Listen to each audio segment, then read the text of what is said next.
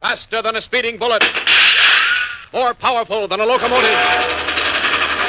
Able to leap tall buildings at a single bound. Look, up in the sky. It's a bird. It's a plane! It's Superman!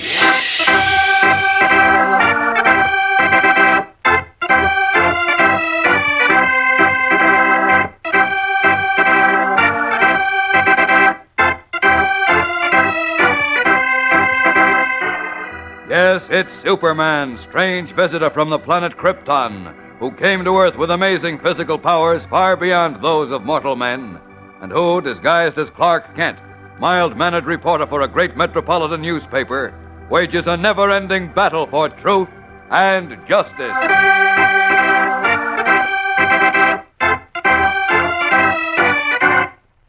Today, Superman, in his guise of reporter Clark Kent, learns of a mysterious man known as the Boot, who casts his evil shadow across the path of Frederick, a tiny midget, who fearfully announces... Poor Robert Archer's in the hands of the Boot, Mr. Kent. There's no doubt about it, no doubt at all. Now, wait, Freddie, maybe... Mr. Archer's the only man who can prevent a terrible disaster to the whole world. Well... But we'll never find him now. Oh, if the Boot has him, all is lost.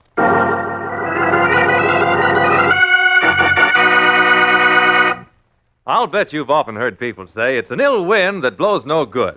Well, that's pretty true, you know. Take, for instance, the cold weather and heavy snowfalls that have hit many parts of the country. For most adults, things like that mean many annoying inconveniences, such as transportation tie-ups, frozen water pipes, and, lots of things like that. But for young folks, it means a lot of fun. Sleigh riding, ice skating, skiing, snow fights, and such, which is as it should be. Yes, indeed. Go on and have fun, lots of it. But while you're enjoying the winter sports, don't lose sight of the fact that accidents can happen while you're having fun, particularly if you're careless and don't take some steps to prevent them. So just remember a few simple rules. Don't play on busy streets, because ice and snow make it difficult for cars to stop. Don't skate on unsupervised ice. Make sure the ice has been tested, and there is at least one grown-up present. Don't wander off on solitary hikes. It's too easy to flounder and get lost in snowdrifts. Wear warm clothes and keep them dry. Wet shoes and damp clothes lead to serious colds. Above all, remember at all times to be careful.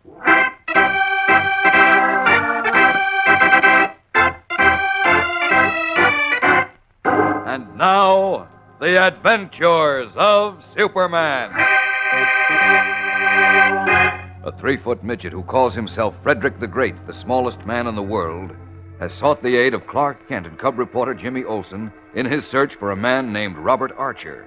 And unless Archer is found before February 1st, the midget warned, a terrible catastrophe would strike the world. At first, Kent and Jimmy refused to take the tiny man's story seriously, but their attitude was changed by a teletyped news flash, which stated that a man named Robert Archer, a professor in a small college, had suddenly disappeared under mysterious circumstances. In his true identity of Superman, Kent streaked with Frederick to the little college town of Parkersville, where they learned that just before Robert Archer disappeared, a sinister man, whom Frederick identified as the Boot, had been seen in the vicinity. Oh, I'm sure the Boot has taken Mr. Archer away, and I will never find him. Oh, we're lost, Mr. Kent. The whole world is lost.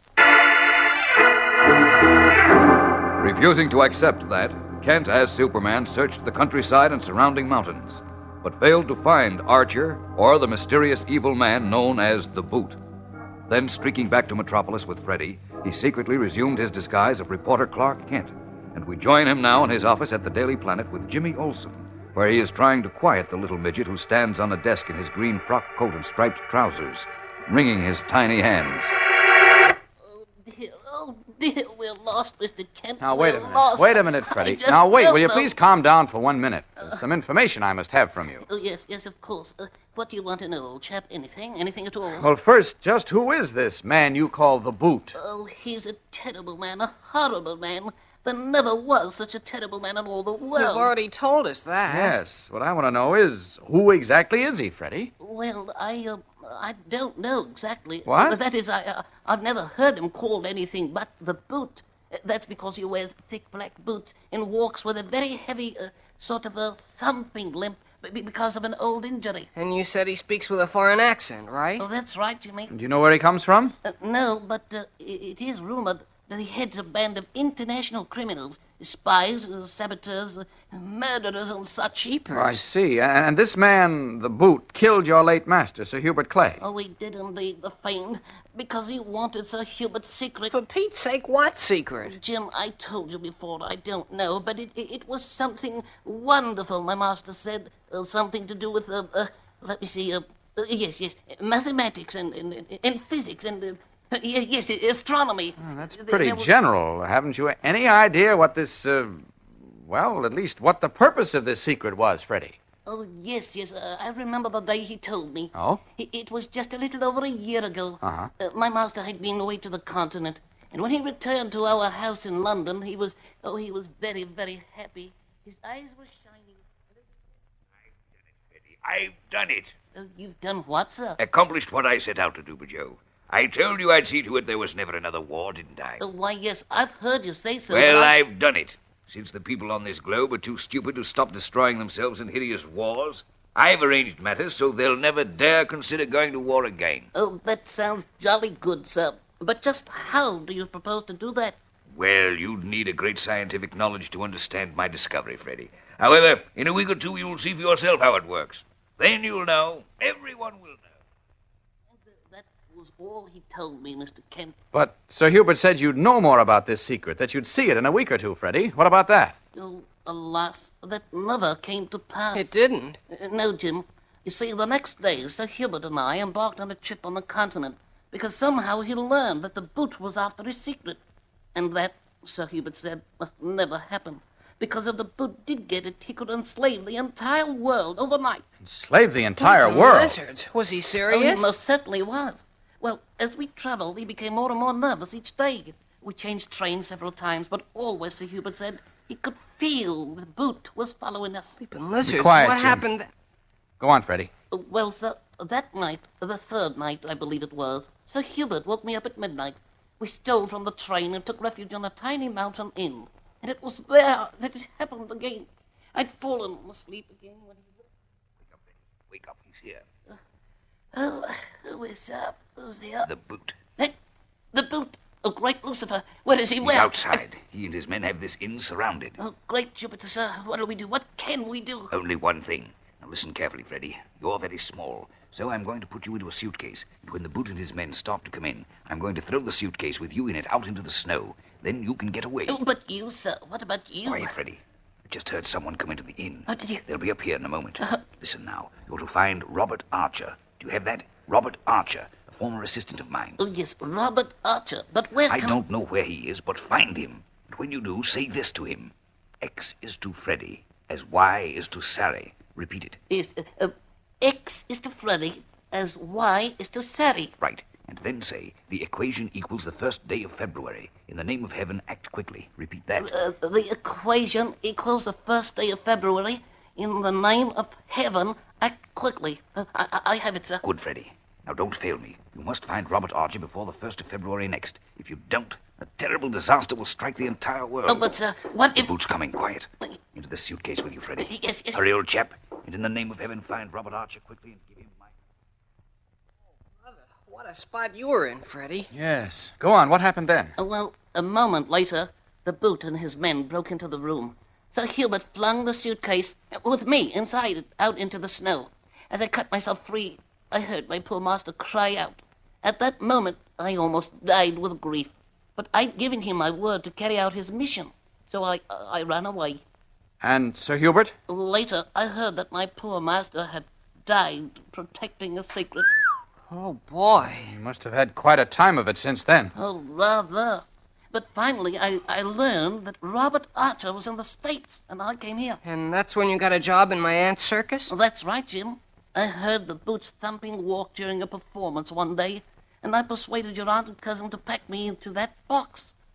But it was all for nothing, because now the Boot has Robert Archer, and we'll never see him. Gee whiz, and it's only 2 weeks to February 1st. We are son. Oh, come now. Let's not give up so easily. begin with, the boot may not have Archer at all. Oh, he has. I just know he Sure, has. he must have, Mr. Kent. Well, now- Well, you know, he was seen at the college yesterday, just before Archer disappeared. Yes, but Archer may have seen the boot first and decided to make himself scarce. He may be hiding out somewhere right now, safe and sound. Jumping jelly beans, I never thought of that. Well, gosh, even if that is so, how can we find him? Well, the best stunt I can think of at the moment is to insert an ad in the personal column of the Daily Planet and of papers all over the country, addressed to Archer and asking him to contact me. I'll try to phrase the ad so he'll understand, and, well, if he is hiding out, I'm sure we'll hear from him. Hey, that sounds like a pretty good idea. Oh, I do hope so hard it works. But I'm afraid We'll that find it'll- out, Freddie, and very soon. I'm going to arrange about the ads right now.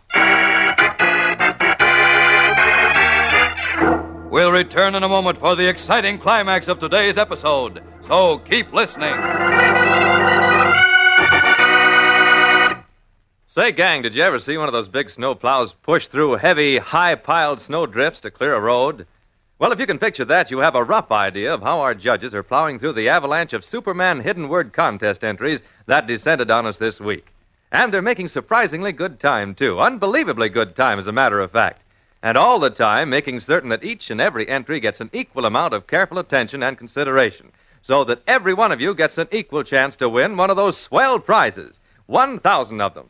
From the way they're going, I might even venture to guess, and, well, mind you, this is a guess and not a promise, that maybe, just maybe, we may be able to start announcing the names of the 1,000 lucky winners within a week. Of course, could be. I'm being a mite too optimistic. But there is a chance that I'm right, a pretty good chance, too, I'd say. So keep your fingers crossed with me and don't fail to be with us every day next week.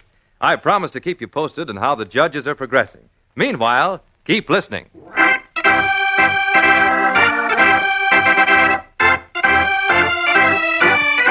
And now, back to the adventures of Superman.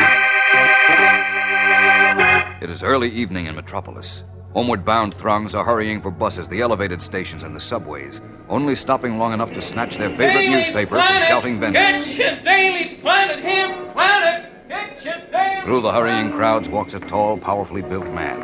A wide-crowned European-style hat is pulled low over his forehead, and the collar of his dark, heavy overcoat covers the lower part of his face as he strides along with a heavy, thumping limp.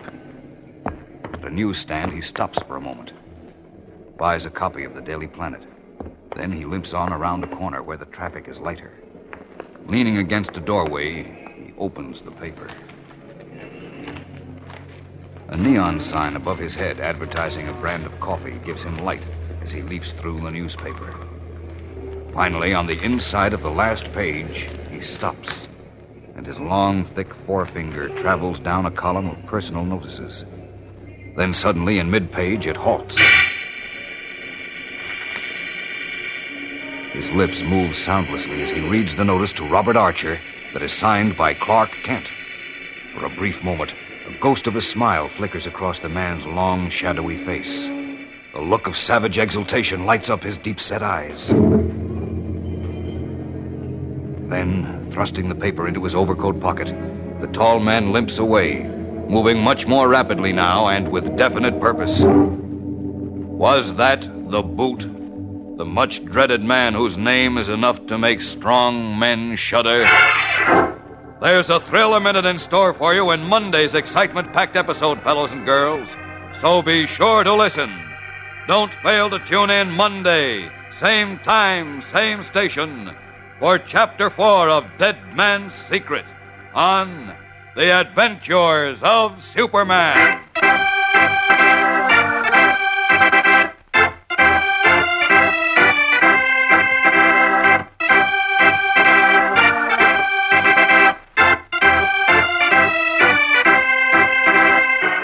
Superman is a copyrighted feature appearing in Superman DC Comics magazine and is brought to you Monday through Friday at this same time.